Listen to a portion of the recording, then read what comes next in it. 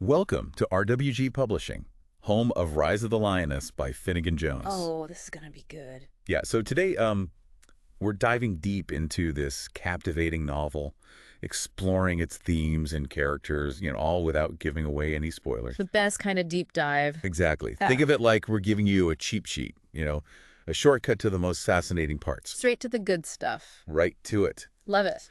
So the story kind of throws you right into this world, right? It's on the brink. A nation that was once thriving, but is now under the iron fist of Chancellor Draven.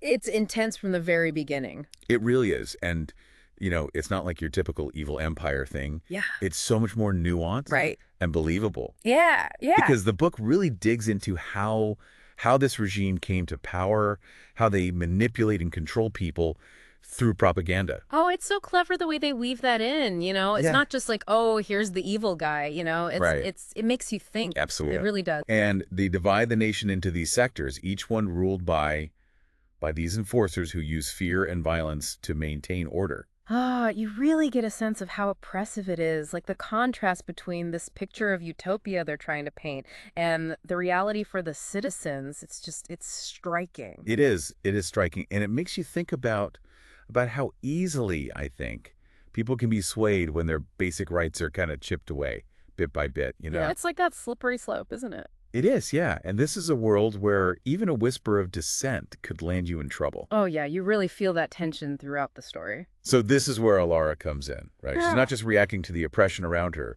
but she's actively looking for a way to fight back. I love Alara, such a strong character. Me too. Right from the start. She is, and I love that she's inspired by these stories her late father told her about a courageous lioness. Oh, yeah, that's such a cool element. It is. It's like those stories planted a seed of resistance in her, and it blossomed when the regime executed Tomas. Permas, yeah. Who's this kind man who is falsely accused of treason. It's such a turning point for her, right? Is it? That injustice just fuels her determination to fight for freedom. Yeah. But she's also smart enough to realize she can't do it alone. She can't. She needs help. She needs allies. Exactly. So she sets out to gather them, and this is where we start to see these different facets of the rebellion forming.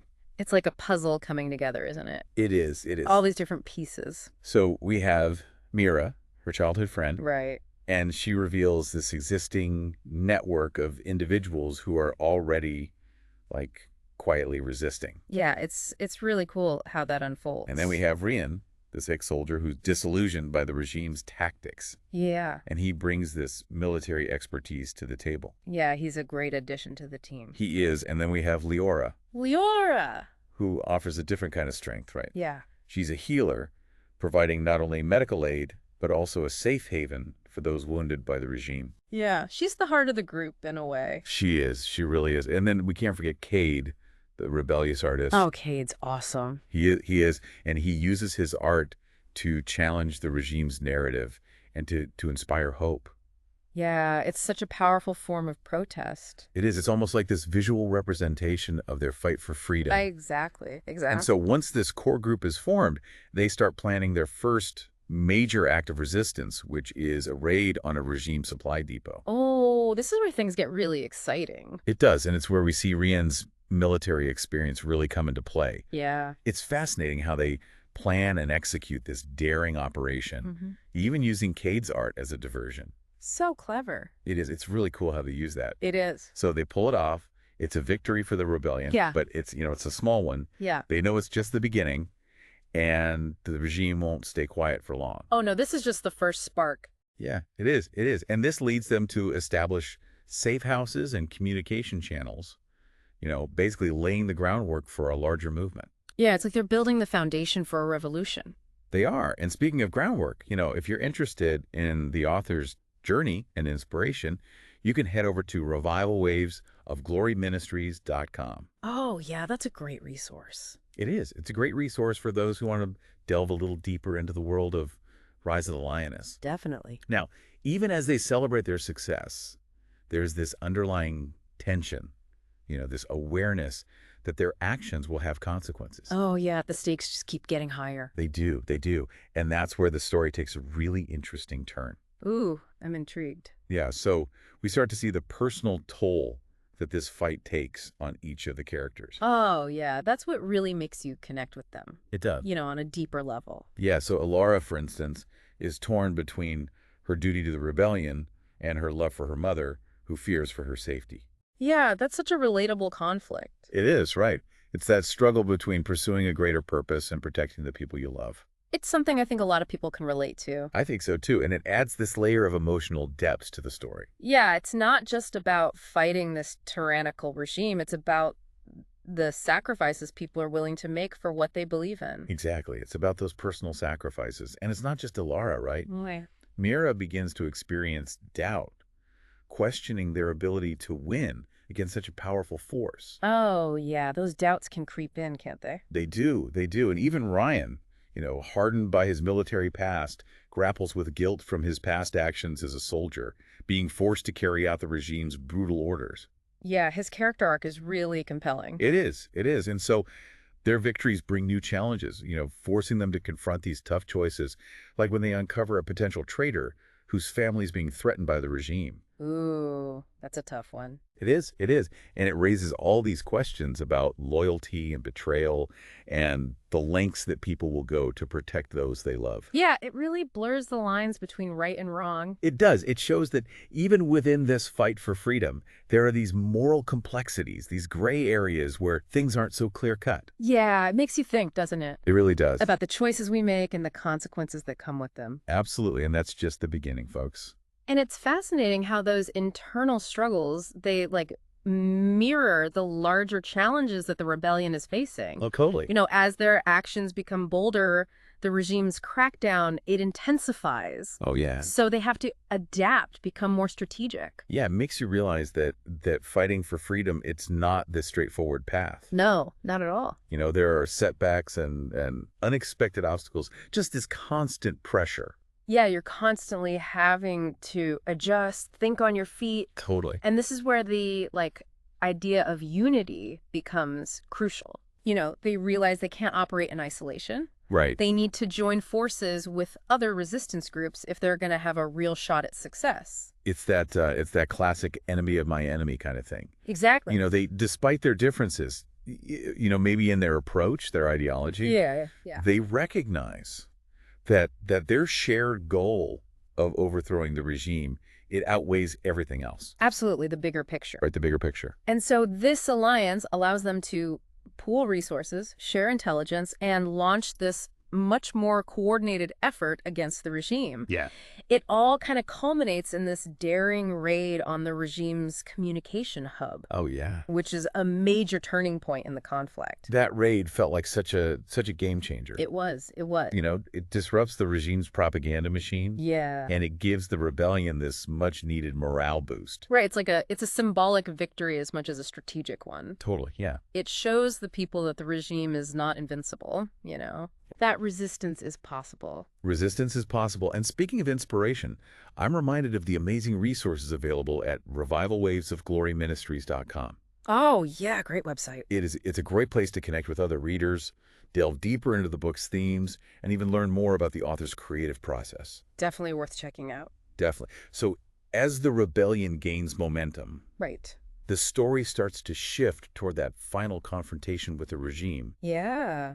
And the tension, it really builds as both sides prepare for this decisive battle. It's like you can feel it coming. Yeah. That final showdown. This is where the book, it really grabs you and doesn't let go. Oh, yeah. The description of that final battle, it's so vivid, so intense, you feel like you're right there on the front lines. The author doesn't shy away from the brutality of war either. No, they don't. But at the same time, there's this unwavering sense of hope. Right. This belief that they're fighting for something worth the ultimate sacrifice. Yeah.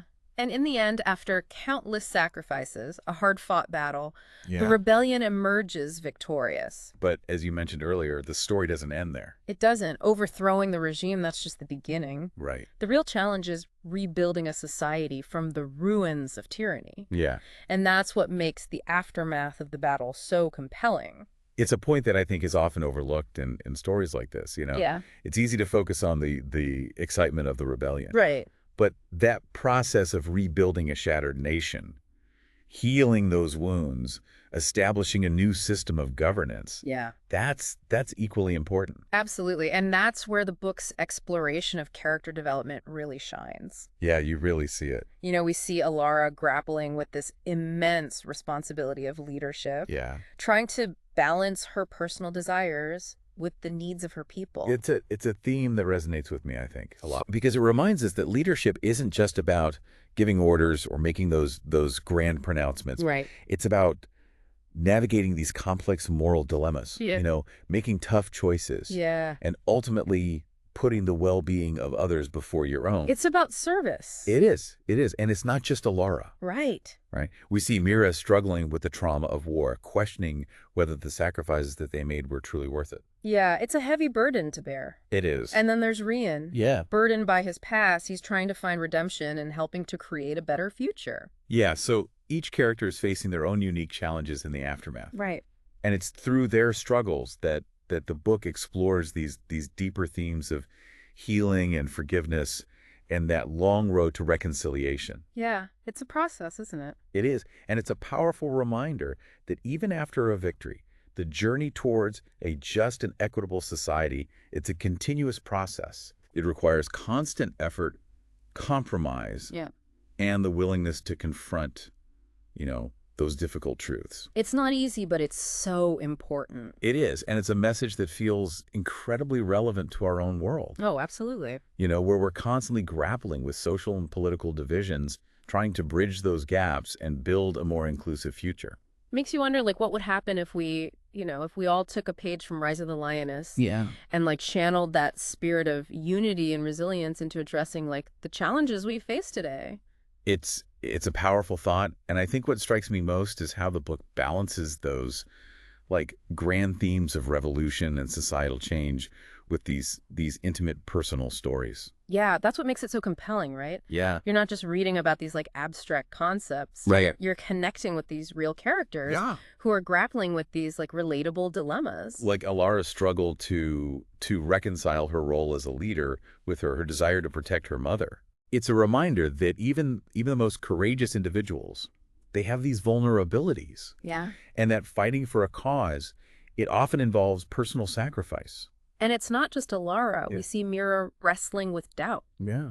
questioning whether their fight was even worth the cost. Right. It's a feeling I think many of us can relate to. Yeah, totally. Those moments where we wonder if our efforts are really making a difference. Yeah, it makes those characters feel so real. Yeah. So human. It's not just a story of heroes and villains. Right. It's a story about ordinary people who find this extraordinary strength within themselves. Yeah. To fight for what they believe in. And that brings us back to the idea of hope, which is so central to the book's message. It is. Even in the darkest of times, even when faced with what seem like insurmountable odds, Right. the human spirit can find a way to resist, to fight back, and to ultimately create a better world. It's a message that leaves you feeling empowered, inspired, and ready to face your own challenges. Yeah, definitely. It makes you realize that we all have the potential to make a difference in our own way. And one of the key takeaways for me is the book's emphasis on the power of collective action. Yeah. The rebellion succeeds not because of any one individual, but because of the combined efforts of people from all walks of life, Right. who come together to fight for this common cause. It really highlights the importance of building bridges, finding common ground, and recognizing that we're stronger together than we are apart. Absolutely. And that's something we could all use a little more of in today's world, don't you think? Oh, for sure. For sure. So if you're looking for a story that'll ignite your imagination and leave you feeling hopeful and inspired, Yeah, I highly recommend checking out Rise of the Lioness. definitely. You can find more information about the book, the author, and the inspiration behind this incredible story at revivalwavesofgloryministries.com. It's a book that stays with you long after you finish reading it. A story about courage, resilience, and the power of the human spirit to overcome, even the most daunting challenges. And as we wrap up this deep dive, I want to leave you with one final thought. Okay. What would you be willing to sacrifice for the things you believe in? Ooh. What kind of world do you want to create for yourself and for future generations? Those are questions worth pondering. They are. They are. Thank you for joining us for this deep dive into Rise of the Lioness. Yeah. We hope you enjoyed exploring this incredible story with us and that it sparked some meaningful reflection. Thank you for listening to the Deep Dive Podcast.